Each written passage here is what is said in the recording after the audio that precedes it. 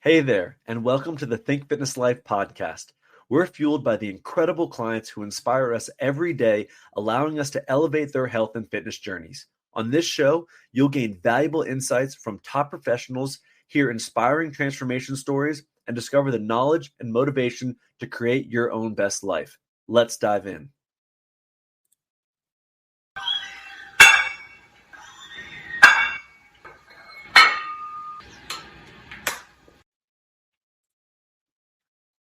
As someone who has continuously used therapy as a way to heal and elevate my personal performance, I know wholeheartedly that you cannot always read the label when you're in the jar. And that's why it's so helpful to have a professional in your corner to talk to. This podcast is sponsored by BetterHelp to provide our listeners with the opportunity to work with a licensed therapist from the comfort of your own home. Receive 10% off your first month when you sign up by going to betterhelp.com/TFL. That's betterhelp.com/T as in think, F as in fitness, L as in life. And remember, you're not alone. There are people out there who can help. All right. Welcome back to the Think Fitness Life podcast. In this world today, we are always talking about metabolic health, overall health, and weight. But there's one topic that a lot of people really miss, and that's bone health. And it is an important topic, especially for females as they get older and when they're actually younger and developing with working with a lot of athletes. You see them with different nutrition habits, but they don't build the bone that they're looking to actually build. And then they get hormones that helps build the bone. And then as they go, hormones drop off and no one really guides them into what to do to increase overall bone health. Now, that's just not for women. Men have to be aware of this too.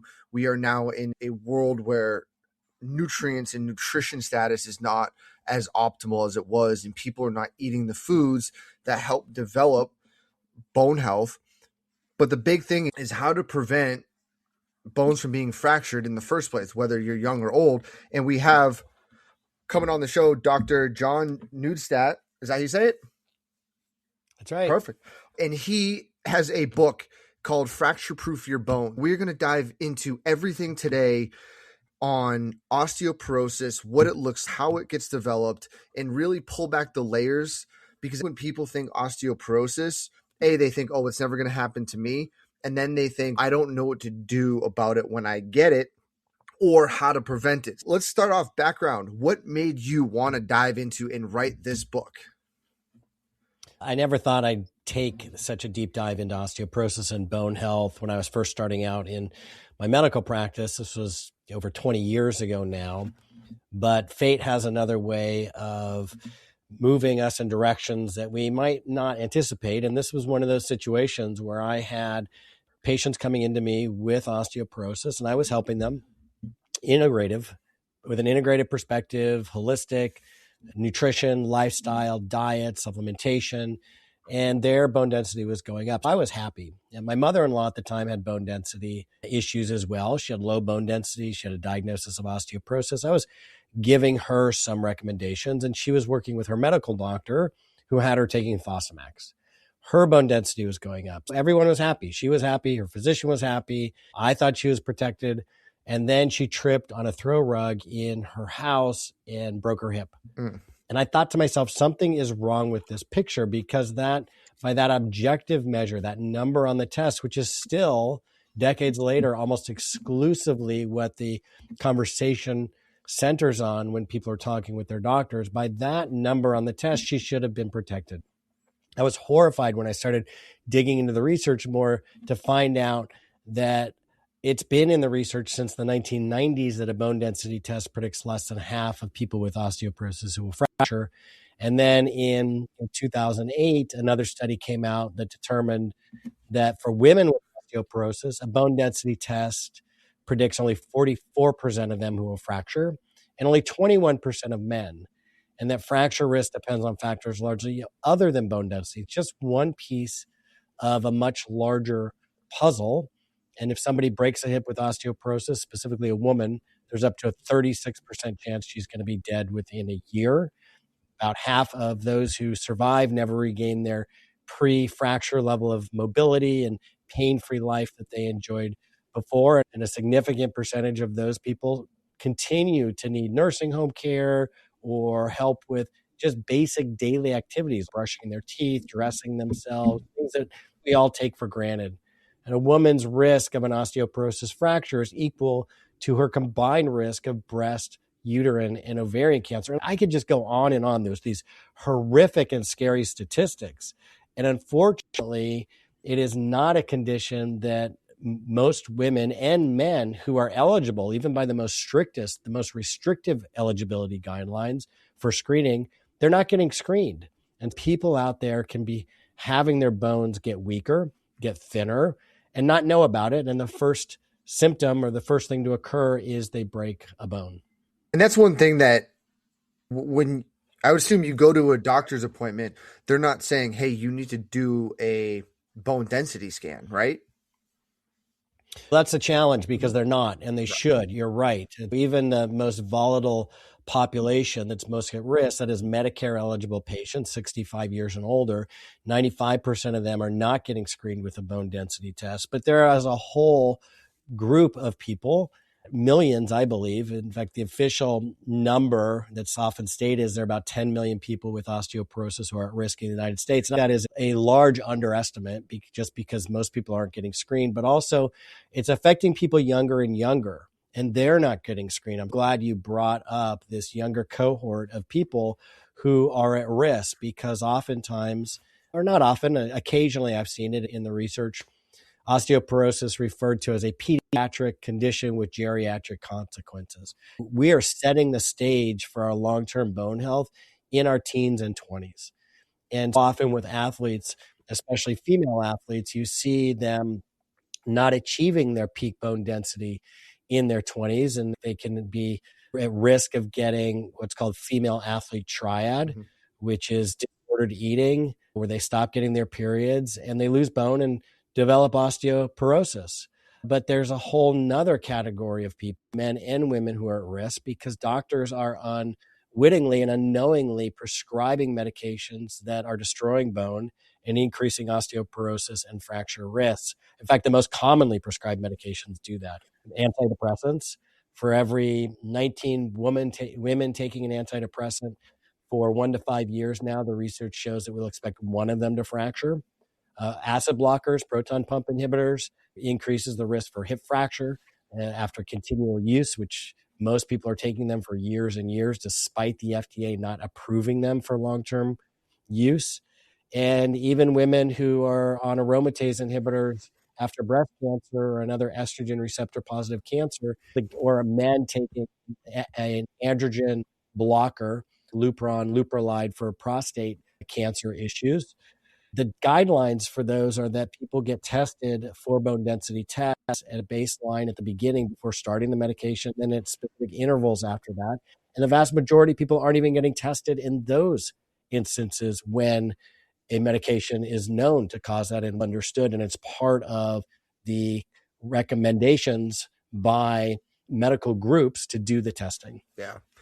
And it's crazy to think that the medications really play a role into it. And that chapter of the book really had me, whoa, I didn't understand fully in depth that medications are actually competing and also detrimental to bone health. That's why when we have this conversation, a lot of people are going to think, oh, I'm not at that age, I don't need to worry about my bone health. But that's why I want to bring in adolescence, because it starts in there. And people who are listening, if they have kids or athletes, the most thing I see with athletes is poor eating, but it's stress reactions, stress fractures.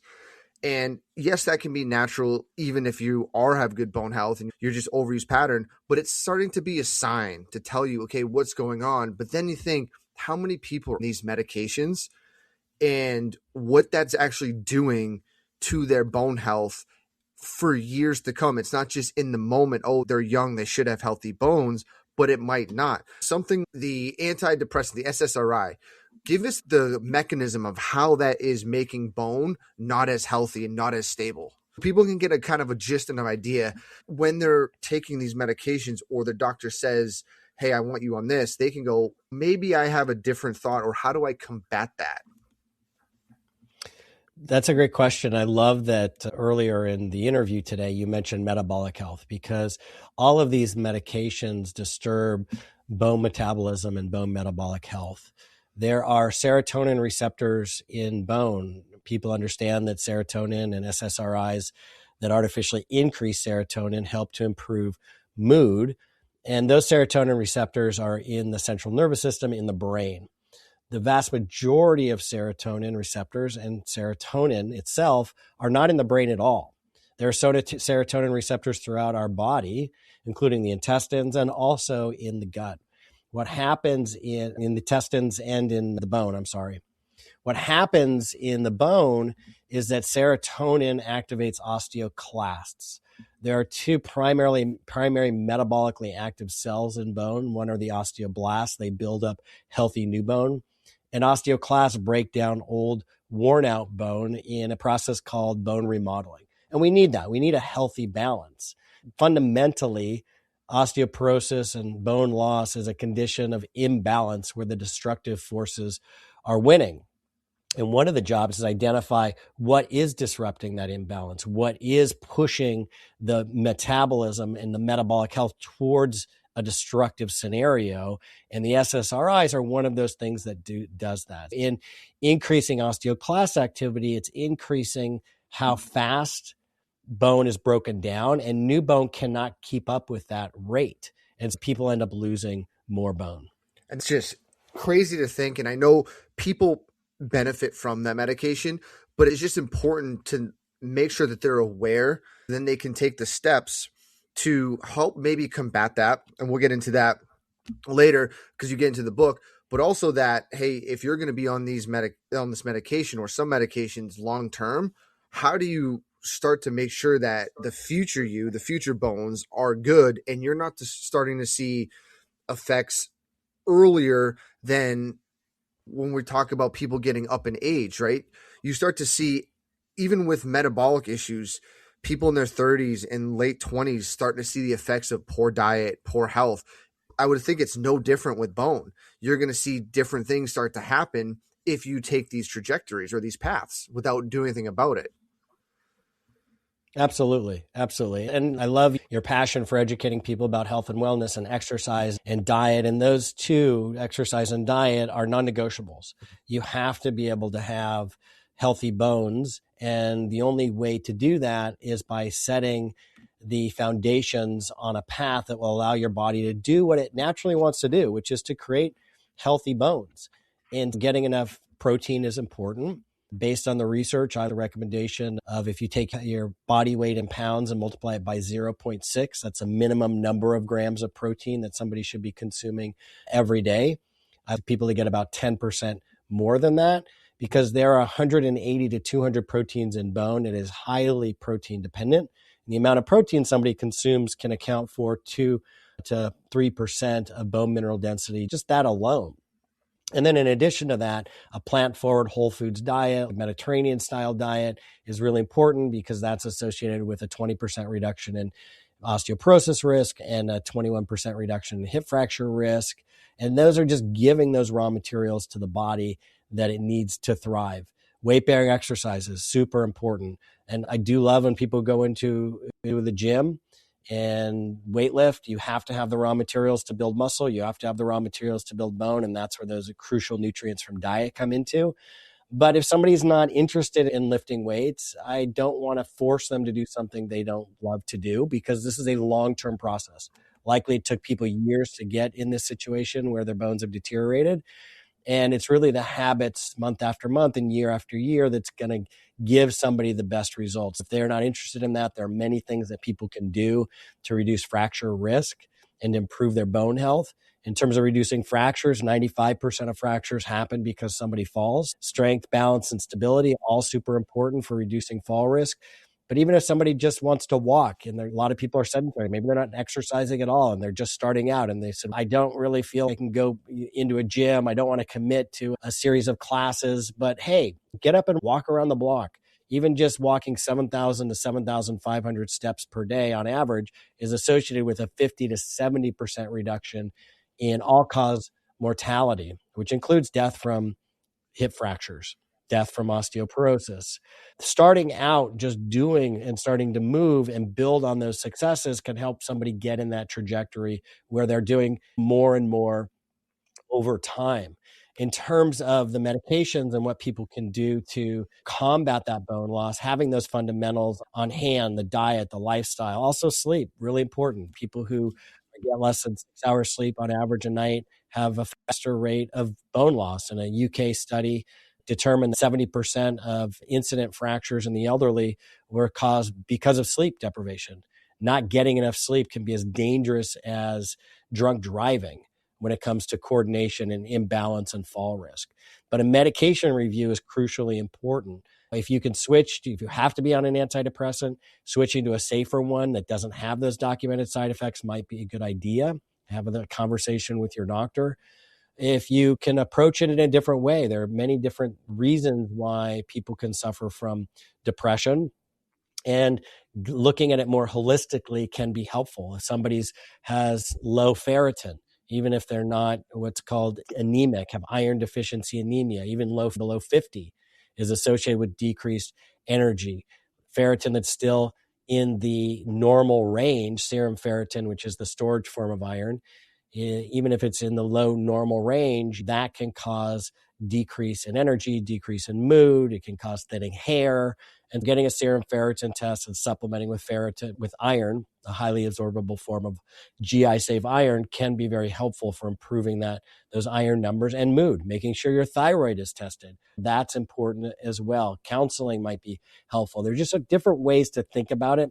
There's also functional testing that can be done, and that's all available to people if they're interested in going down that route with a holistic practitioner, a functional medicine doc, a naturopathic doctor. It's becoming a lot more accessible, a lot more doctors who are trained in this approach, and it's available out there. In terms of the medication review, I really think getting all of the medications reviewed are important, and I recommend people go and talk to their local pharmacist, not just their doctor, because it's the pharmacists that are the real experts in medications. And they have sometimes more time to spend than a physician might in terms of reviewing the medications, looking at the databases, and understanding if they're actually now the research showing these links. And make sure you're not just relying on one source. Yes, talk to your healthcare provider, but also talk to your pharmacist. Local pharmacists in general are the most underutilized healthcare professional in our entire system, and they are the best trained, the most educated in medications. Yeah, and in fairness, because doctors sometimes they might not know all the side effects or all the stuff that's going into these drugs that can have an impact, and where sometimes I do wish they might have more knowledge that would help base decision. It is on the person to be able to have that second opinion thought or be able to go and ask for that. And that's where really the world of medicine is going now, especially you mentioned functional medicine doctors and all this, and people are looking for these answers and looking for these tests, which are great because then they get into the point where, okay, now what can I do about it? And you mentioned nutrition, exercise, that those become the staples to getting people to start. And eventually, I tell a lot of my clients, eventually you have to load the system. Walking's great, aerobic exercise is great, but you're going to have to load the system in some capacity for overall bone health. And that's going to look many different things, but it's hard when you take some athletes that are more your cardio athletes or track athletes, and they get some load from impact, but they stop playing their sport or they stop doing something. They have to transition to a whole different kind of realm of exercise. And I say that is a tough conversation for people who might not want to be lifting 5 days a week, but I tell people you don't have to be. You can still do some running, some cardio, and add some heavier strength resistance training in. You don't have to go crazy, but the main thing is to get the benefits of it. And that's key. Yeah, look, exercise is a really fascinating area of research that's ongoing in terms of bone health. And The jury is concluded decades ago. We have to exercise. We have to move our bodies, that there's no substitute for that. What somebody needs to do within that category of exercise, there are lots of options. Skeletal loading is an important consideration, absolutely. There are what are called mechanical receptors or mechanoreceptors in bone, and they sense the pounding. It's that pounding of the body weight or the pressure that's being put on the tension being put on the skeletal system, whether it's from muscles that are pulling on bones as the muscles contract, or the bones itself getting the impact as you come down, maybe on a running motion or a jumping motion, landing on the ground. Those motions, those impacts are sensed by the bone, and that is one of the signals that stimulates new bone growth and new bone development. You're absolutely right. There is no substitute for moving your body and exercising at some point.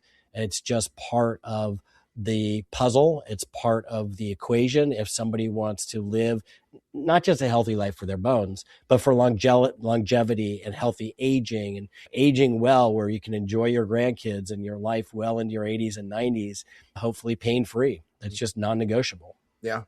And one question that always comes up on the nutrition side, when we talk about bone, people are going to think, okay, I need calcium. I need to drink milk. What if I don't drink milk?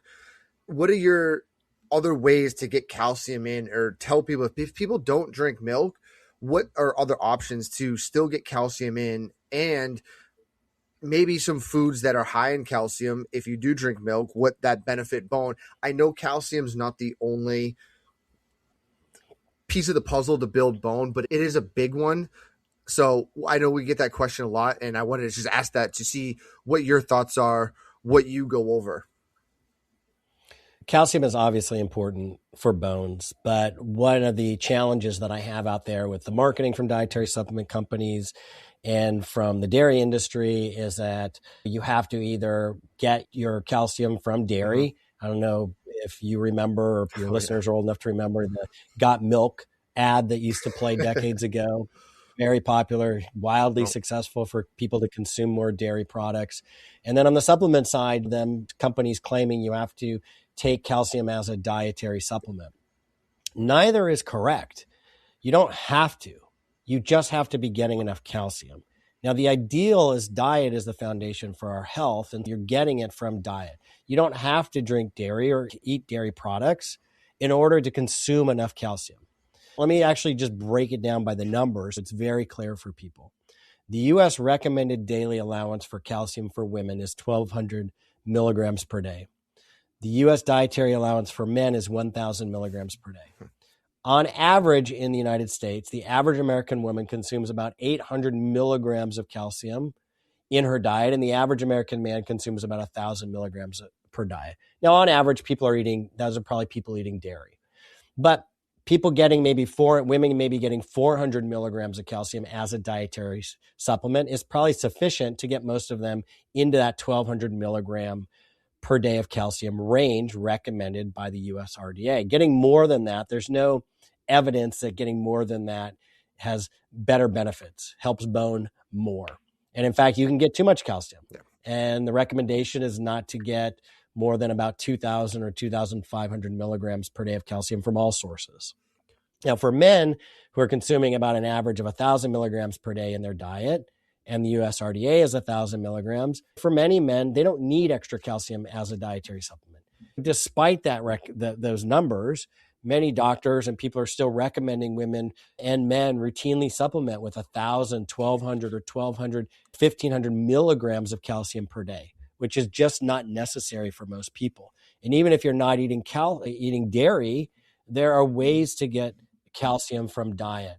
If you fish, sardines, actually one of the highest, best sources of calcium, and you also get protein with it and good omega-3 fatty acids. Almonds are a good source of non-dairy calcium. There's an article on my website that has the top 10 non-dairy sources of calcium. And if you're eating that plant-forward Mediterranean diet, you'll be getting probably enough of that calcium from other sources, from plant sources. And you can easily calculate it. There are resources. The appendix of my book has calcium sources of food, other places online where you can easily just track and calculate how much you think you're getting. But the bottom line is, for many people, they're eating too much dairy. And why do I say that?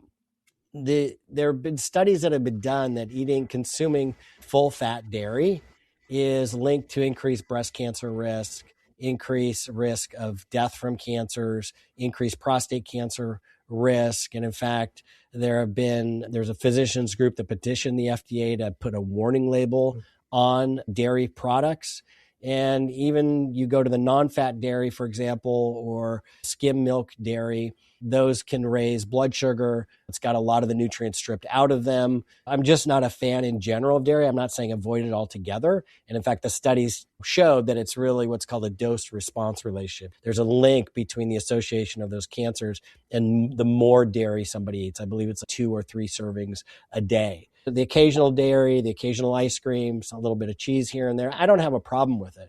But relying on that as your main source of calories or your main source of calcium is a mistake. And I'm glad you brought that up, because that's really where that question really stems and goes to, because big food has been pushing this for a while, and it's a battle. And I remember years ago, I got rid of dairy. I got rid of milk.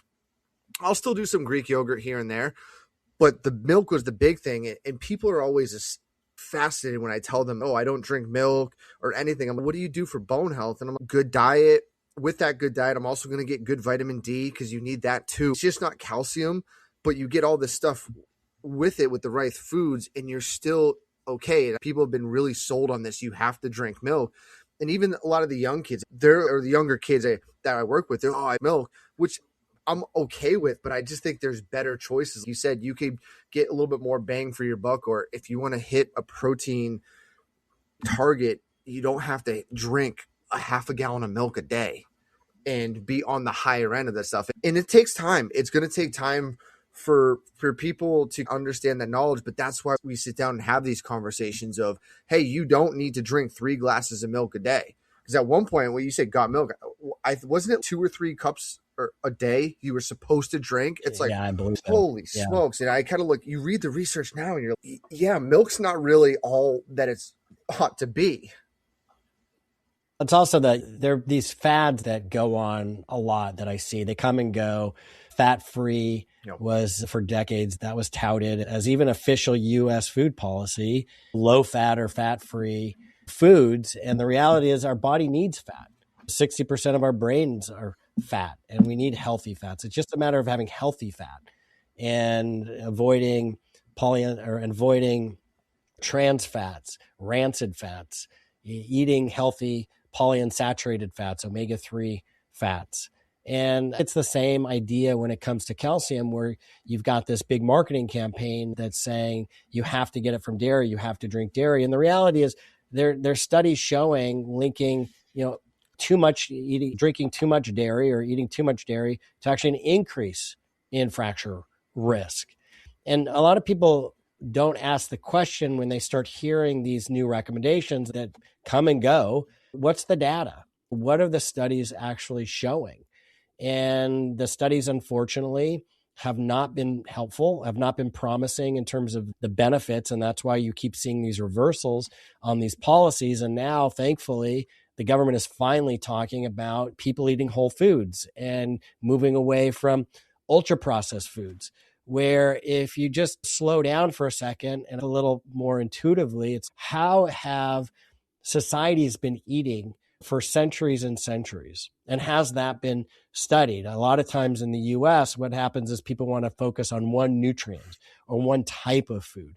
And really, in terms of our overall health, including our bone health, it's the overall pattern of what we're eating day after day, month after month.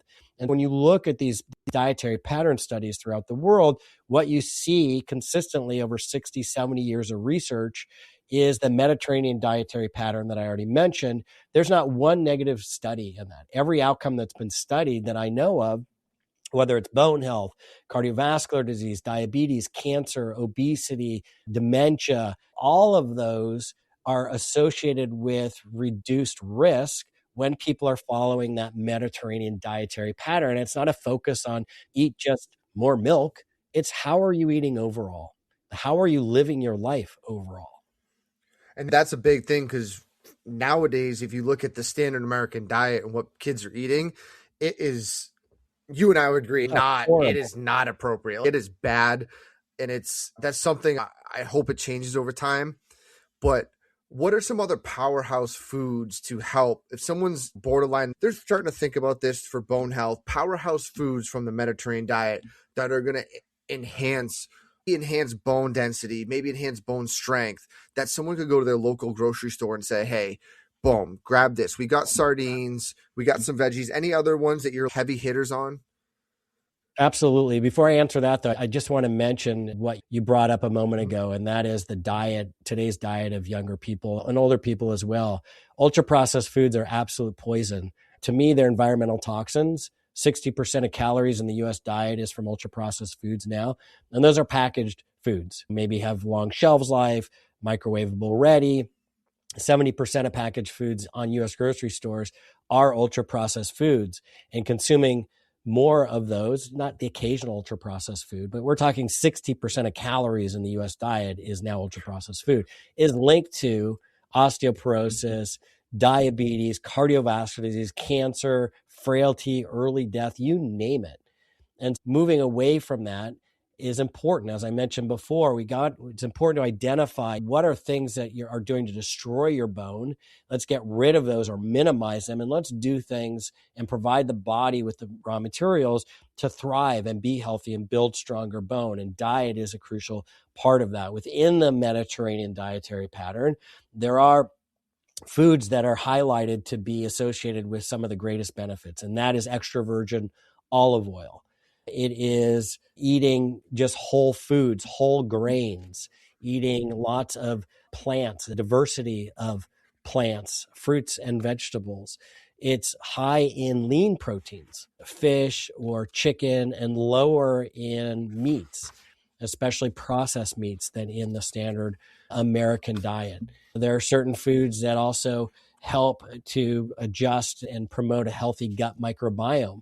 And there's a strong gut-bone connection that's been well-defined in the research now. And making sure your gut health is in tip-top shape is really important. And that includes beans, different types of legumes, and all of those vegetables that have fiber in it that are going to feed those healthy bacteria and help them grow. Yeah, and one thing you do great in the book, and for everyone who's more interested, you got to get the book. In the back, in the appendix, you do tables on fiber, protein, and there's a list of fruits and vegetables. And one of them that really stuck out to me, because we eat this a lot in my household, is bok choy, a powerhouse. I have some coworkers that are Asian, and they're like, oh, you have to eat this. You have to eat this. This has been a staple. They didn't really know why. And then you go to the back of the book and I look at it, and then I look up nutrition profile of bok choy, and I'm like, oh, I get it now. People have done this for years, and it showed, right? Just the Mediterranean diet, and you have some of these blue zones that they're eating these foods that are just super healthy. And it's important. And with the olive oil and nutrition, you also have to bring into the case hormones, because men, we run off testosterone, women more estrogen, progesterone. But that's important, because if we're having a poor diet, now we have poor hormones, and those hormones we're going to signal cells to be, hey, we need to grow bone, we need to grow muscle. And testosterone's big for building bone, estrogen's huge for building bone. And when we start to compete this from a poor diet, it's a no-go. It's not just that, like, people think, oh, it's a diet's bad for bone health, but no, it's impactful because of hormones, because of everything we're doing. And that's overall the biggest thing. It's not just one thing's going to impact it. It's everything we do from a nutrition standpoint, and a lack of physical activity is going to impact how our system goes. And people really don't think about bone as much as they do the other things. And they should. That conversation needs to be brought in a lot earlier now. I'm glad you mentioned hormones, because it's an important topic that often gets overlooked, especially in men. And what the research is showing is that testosterone is declining in men at earlier and earlier ages. And yes, testosterone is important for building bone when we're young, But maintaining bone is still the role primarily of estradiol, even in men. Testosterone is converted into estradiol. All men do it unless they have a genetic problem that doesn't allow them to do that. But vast majority of us are able to convert testosterone into estradiol. And it's the estradiol that in men, even when testosterone is tested, which frequently when somebody goes in, a man gets screened for osteoporosis and they have osteoporosis, that doctors still are not testing male hormones, which is a huge miss and a huge mistake. But along with the testosterone, men should have their estrogen tested as well, especially estradiol in particular, because it's estradiol that's the anabolic fraction of estrogen that helps to build bone in both men and women.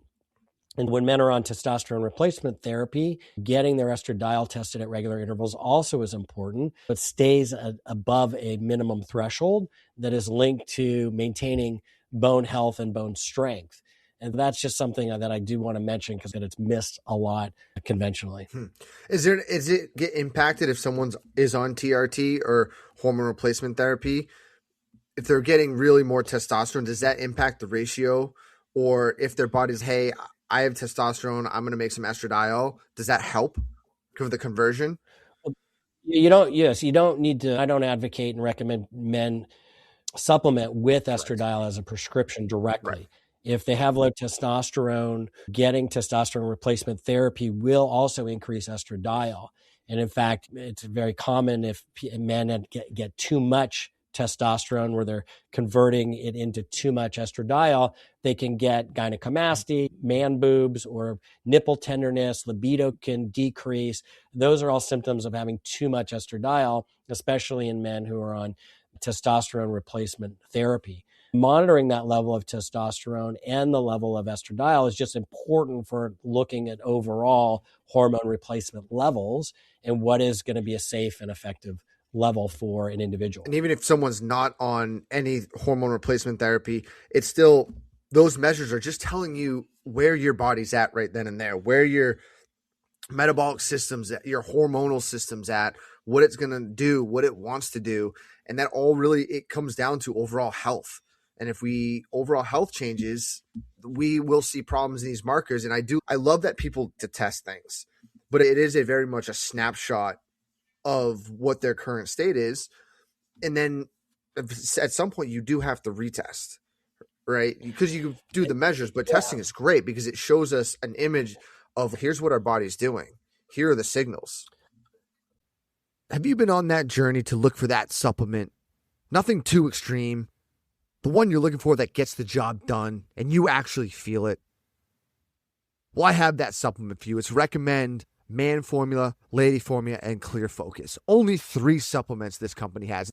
And that's all you need, whether you're going to stack them. My favorite's the stacked. Man Formula plus Clear Focus. If you're a female, Lady Formula, Clear Focus. My squats have not been better. My lifts have not gone better. I feel stamina, energy, endurance during the lift. I feel great recovery-wise. Throughout the day, I have energy and focus. My brain feels good. My central nervous system is turned on.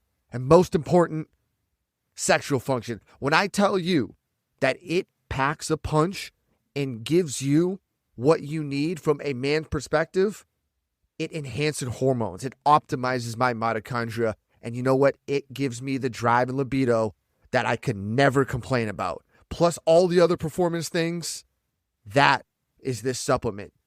Recommend supplements putting the cleanest ingredients in their products to be the optimal stop for overall health, performance, hormones, you name it. It's got stuff like Tonkat Ali in there for strength. It's got L-arginine for blood flow performance. Stuff you don't even think about. Then the Clear Focus, we're talking nootropics through and through. Brain health, optimizing focus, clarity. Screw those energy drinks. Screw multiple cups of coffee. My morning routine, I have 1 cup of coffee. I put Clear Focus and I take my Man Formula. I stack them together and my day is on. And you can take advantage and get on the same regimen. Check out recommend.com. Use code TFL20 for 20% off and get control take advantage of your health today? You raise a really important point here, and that is what should be screened and when. What is routine screening? What is not? And unfortunately, none of this that we're talking about is routine screening for men. In terms of bone health for men and women, and overall health too, because hormones have such systemic effects, I do believe that all men and women should get their hormones tested at 50 years old. For women, when they start going through menopause, if that's lower than 50, for sure. If it's a little above 50, definitely. But 50 in general, a screening test should be conducted for men and women where that not bone markers, but that testosterone and estradiol and perhaps other hormones are being tested. We can get that snapshot, correlate those to symptoms, and then also retest depending on the clinical picture, depending on any other comorbidities or issues the person may have at intervals after that. If somebody's on hormone replacement therapy, then they should already be tested at very standard intervals. In addition to that, a recommendation by the Bone Health and Osteoporosis Foundation I'm actually on the corporate advisory roundtable for that organization, that for men or women, anyone 50 years old, if they break a bone, they should be screened with a bone density test. And most people are not, because oftentimes the first sign that there's a problem with bones is a fracture. And I would just add on to that even the standard recommendations are that people should be screened when there are risk factors. And by that time, by that age, most everybody I know is going to have some risk factor. And requesting a bone density test at the very least by your healthcare provider could be justified for insurance purposes for most people.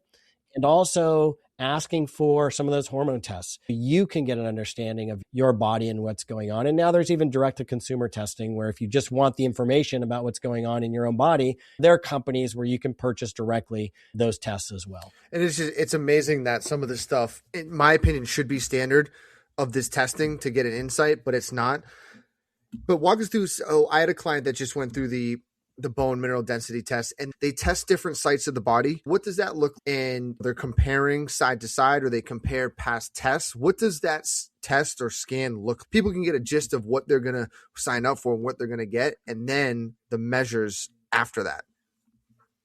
I love this question because even many doctors don't understand how to interpret the tests and what to do with the results. And the bone density test is an X-ray. It's done in a radiology department, or there are some clinics that have their own bone density testing machine. The bone density test itself can do more than just look at your bone density. The DEXA scan also can look at body composition, fat-free mass, that sort of thing. That can be very helpful for people. And then it can also do a bone density test as well, either as a standalone test or an add-on to those other tests. It's done at the spine, the lower spine, the lumbar spine, and then at the hips. And it looks at your bone density compared to two different measurements. One is your bone density compared to somebody of your same sex and same race in their 20s. If you're a 55-year-old Caucasian woman, your bone density is going to be compared to a 20 to 29-year-old Caucasian young woman, which is when peak bone density occurs in the 20s. And the test result that indicates that is your T-score. A T-score looks at that comparison with your bone density to a younger person, and it gives it as a negative number, meaning are you below that comparison? The larger the negative number, the worse the bone density. -1, -2. By definition, minus 1.5 indicates you have osteopenia or osteoporosis. When it gets lower than that, when it starts getting to minus 2.5 and below, that means you have osteoporosis. And there's another marker, another test result on there called a Z-score. A Z-score compares your test result to somebody of your same race and gender, of your same age group. It's more of an apples to apples comparison. Are you losing bone faster, for example, or do you have more bone loss than somebody in your own age group? Now, a Z-score is important because it can indicate what are called secondary causes of osteoporosis. Primary causes of osteoporosis are, one example is decrease in hormones in women when they go through menopause. Going through menopause and for the 10 years after is the fastest rate of bone loss in women. That's primary osteoporosis. Secondary osteoporosis is bone loss caused by other things. We've already been mentioning medications is an example of that.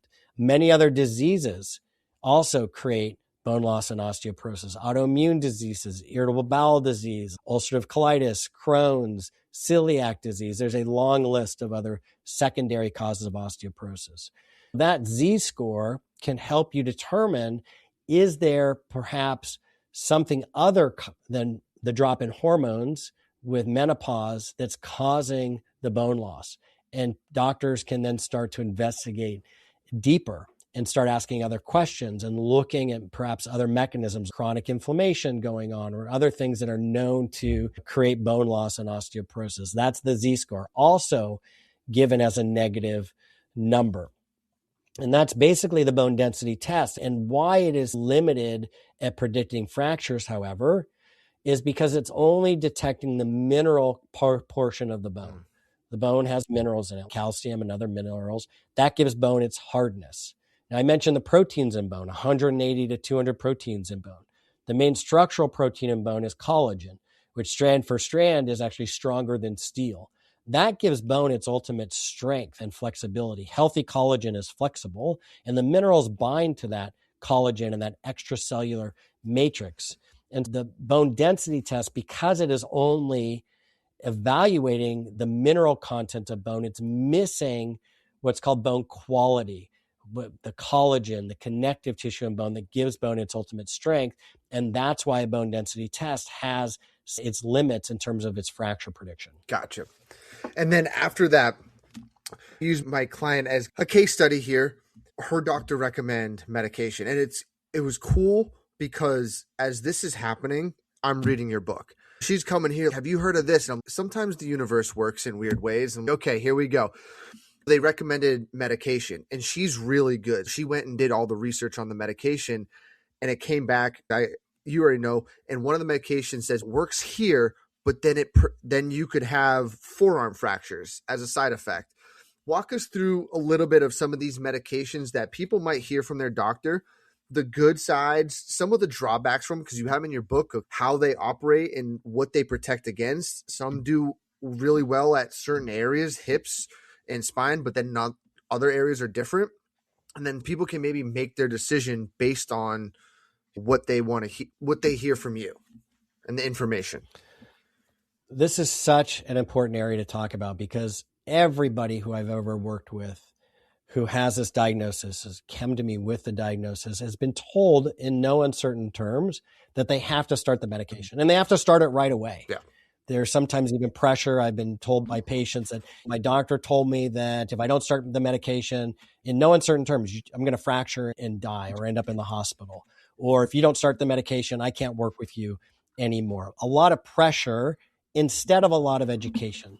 And what I try to do is educate people to help them understand the questions they can ask their healthcare provider. They can understand, are they getting the best possible recommendations? They can make the best decisions for their health. Now, medication might be part of it, but not necessarily. In my book on the chapter on medications, I do exactly that. I educate people and I provide a list of questions in the take action section of what they can ask their healthcare providers that they can make sure they're getting the best possible recommendations. Now, why is this really important? It's really important because a study came out of Europe, and it's no different than here, a few years ago, that showed the bone density test result. Doctors aren't sure how to interpret it, but very similarly, why is this condition undertreated and mistreated? That doctors are also very confused about once they get the bone density test results back, what medication is best? Should a medication be recommended at all? And what are the subtleties when it comes to understanding how to counsel patients on medications? I try to tackle that in my book to provide some guidance of important questions people can ask. And here's what we know about the medications. There are two different ways to think about this that are important. One is what's called primary fracture prevention, and the other is secondary fracture prevention. Primary fracture prevention means you have osteoporosis, but you've never broken a bone with the diagnosis before. We're trying to prevent a fracture from occurring for the first time. That's primary fracture prevention. Secondary fracture prevention is that you have already had an osteoporosis fracture and we're trying to prevent another one from happening. Now, people have already had one osteoporosis fracture. About a third of them are going to fracture again within 5 years. It's definitely a much more serious condition or serious situation. And the medications are much better at preventing both hip and vertebral fractures if somebody's already had a fracture before. Now, most people I talk to have never had an osteoporosis fracture before. They're in that primary fracture prevention category. And when you look at all the research on the medications and the clinical trials and the studies that are published, what is that most of the medications do not prevent both primary vertebral fractures and primary hip fractures. Now, it's a hip fracture that's the most dangerous fracture. Why somebody would just want to prevent fractures in the spine and not of the hip, I'm not sure. But for primary hip fracture prevention and primary spinal fracture prevention with osteoporosis, there's only one medication that's been shown to do both, and that's intravenous Zometa, which is a bisphosphonate. The other ones, oral Fosamax, for example, that my mother-in-law was on, has not been shown to actually prevent the fracture that she had, which was a primary hip fracture. Yet the bone density was going up. The American Academy of Clinical Endocrinologists, their position statement is that any fracture prevention benefits from the medications, that the bone density test only accounts for 20% of that. Just saying that your bone density number is going up is not even a good indication that the medication is working to prevent fractures. And in fact, the official guidelines for what is termed failure of therapy, that is, you're taking a drug and it's not working, you have to have 2 fractures while taking the medication before it's technically you failed therapy. So you can say it's not working. Wow.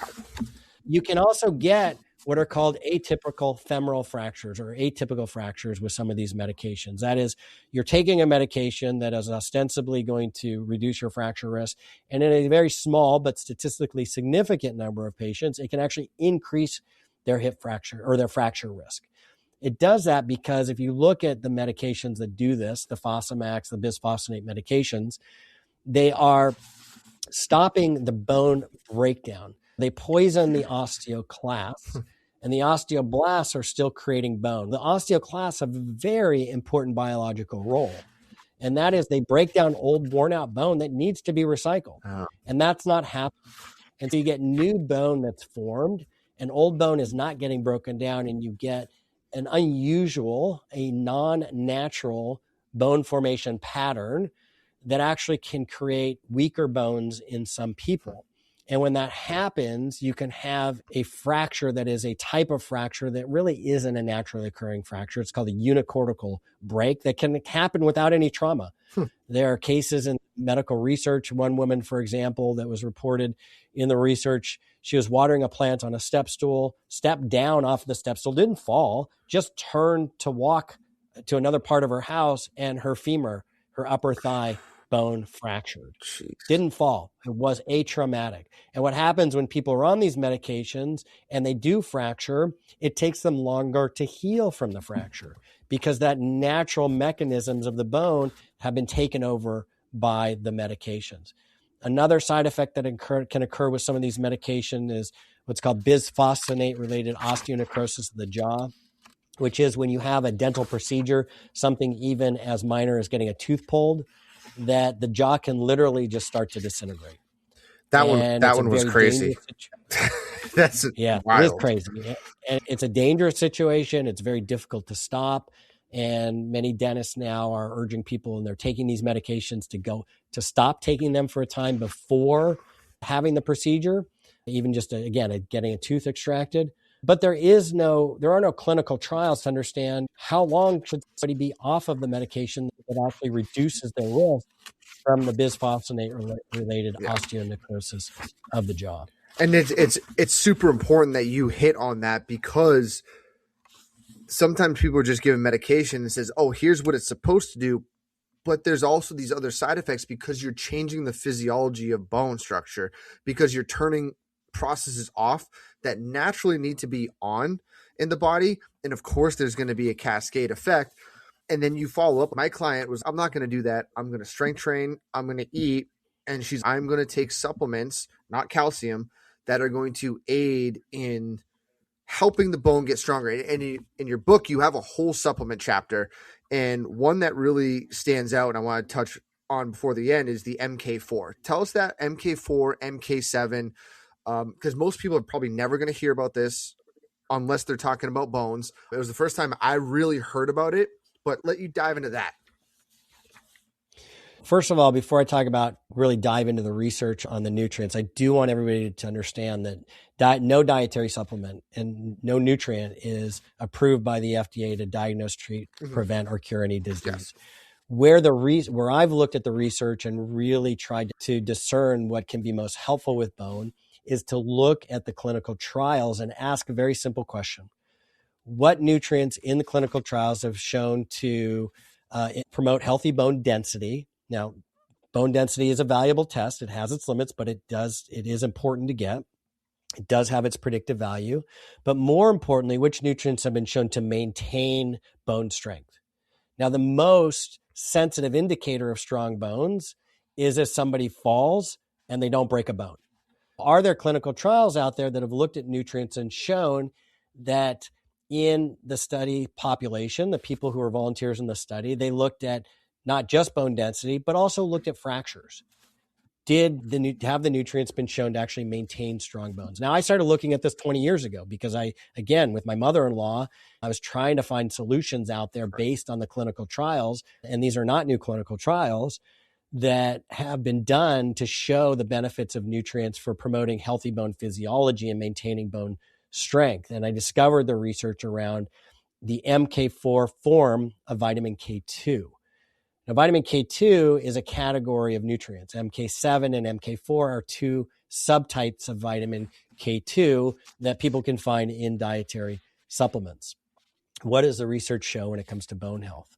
What we see with MK4, there are many clinical trials looking at MK4 and repeatedly shown to stop bone loss in postmenopausal women with osteoporosis and other people with bone loss, but more importantly, to improve bone density, promote healthy bone density, and maintain strong bones, as indicated by over 70% fewer fractures in clinical trials. It's been well studied that since the 1990s, it's been approved by the Ministry of Health in Japan for bone health. In contrast, if you look at MK7, which is a more popular nutrient, frankly, in dietary supplements, every clinical trial that's published on the National Library of Medicine database shows that MK7 at best only slows down how fast somebody loses bone. It's not been shown to stop bone loss, and it's not been shown to improve bone density. But most importantly, there are no studies showing that it maintains bone strength, meaning that there are no clinical trials that looked at fractures for MK7. If I'm giving the best possible recommendation based on the research that I can, I'm going to be recommending a product that has the nutrients in it that have been shown to promote healthy bone density and maintain strong bones.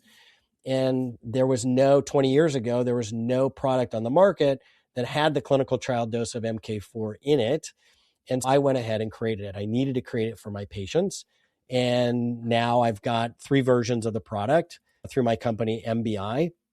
MK4, 45 milligrams per day in divided doses, which most closely mimics the clinical trials. In divided doses, meaning taking it more than one time a day, get that total amount. With D3, and there's synergy with MK4 and D3. The clinical trial is showing that when D3 is combined with MK4 in the clinical trial volunteers, the bone density improved to a significantly greater extent, a greater amount than just taking the MK4 alone.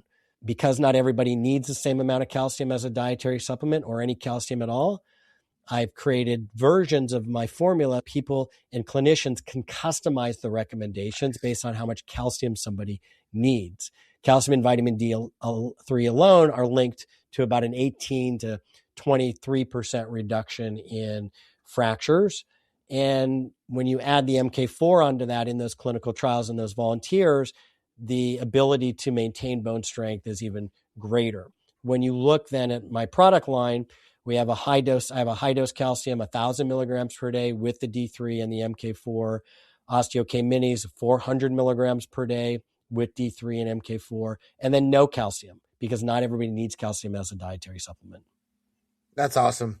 And it's really cool. And that's the amazing world of nowadays with supplements. What we can do now, we are not limited to just medications, but people can read the book, understand, okay, my nutrition's on, but if I need a little bit more help, I need a little bit more, we can go to people and you've created these products and brought one supplement to life and combined it with some other nutrients to make it to enhance someone's quality of life. And that's a really great thing that we have the ability to do nowadays, and not just be limited to, hey, doctor said I need to go on this medication, I'm constricted to this for life. It goes back to what you said earlier.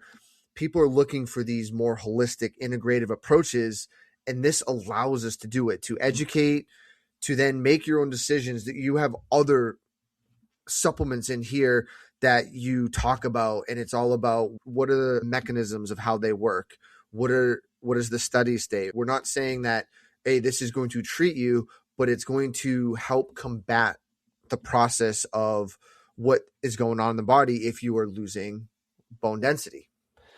And one of my pet peeves out there in the dietary supplement industry are companies they cite research that can provide a benefit to people, but then they use a dose of the nutrient that was less than what was used in the clinical trials, what's called subclinical dose. I couldn't stomach that. Or people I was working with, for my family, for myself, products that I make, I have to know that they are going to give repeatable, predictable results that people can count on. That's the foundation of what I've done, is I've created products that have clinical trial doses. Now, you can also take them, any of my bone support products, with the osteoporosis medications. I want to be clear, from a holistic point of view, holistic medicine may also include medication. Mm-hmm.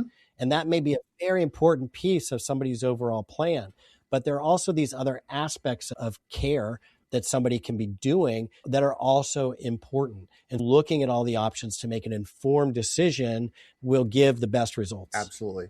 And yeah, if you went sub-dose, I don't know if you would be able to sleep at night. You wouldn't be helping people. You'd be like, I'm not really doing anything. That'd be discrediting what you're trying to do. Some people and in fact, okay. So much that I guarantee it. My company has what's called the Strong Bones Guarantee now, that within 6 months of starting any one of the products, bone support products, we guarantee that bone density will stabilize or improve at one or more areas. And if it doesn't, we will refund the money for all qualifying purchases between their bone density tests. Love it. And you said the website, where can people go to find your book, information about you, supplements? I'm going to pass this website along to my client too. She can check this stuff out. It's nbihealth.com. NBI stands for Nutritional Biochemistry Incorporated. It's nbihealth.com. And you can pick up the book on that website. Can you also get it on Amazon? Yep, check out the book, Fracture Proof for Your Bones, A Comprehensive Guide to Osteoporosis. It's something that's going to sit on the shelf, and you can reference it back if you are a person, or me. I have clients that I can reference back from what they're going to eat, what they're going to potentially take, but help guide them and educate them. We appreciate you coming on today. Matt Gluckman and Eric Menchie here from Think Fitness Life. Our entire careers have been dedicated to fitness, particularly how the mind helps the body. We've been around gyms and nutrition strategies for 25 plus years collectively, and nothing harms or helps better than your own mind, untrained or trained. Pushing beyond your limits, overcoming whatever's thrown your way, and making the decision to show up day in and day out as a lifestyle takes more soul than sand. And what I mean by that is when you can get your mindset and heart leading you consistently in the direction of your goals and dreams, well, it's just a matter of time before you have the performance, physique, or quality of life you're yearning for. See, your thoughts will stem from your beliefs, which will then lead you to action, which develop into your behavior and ultimately lead you to results. It's really that simple. Our process takes time, and it takes open communication. It's amazing what pops up along the fitness journey to betterment, and we can be there every step of the way.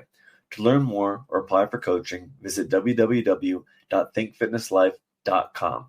Start recreating your life today.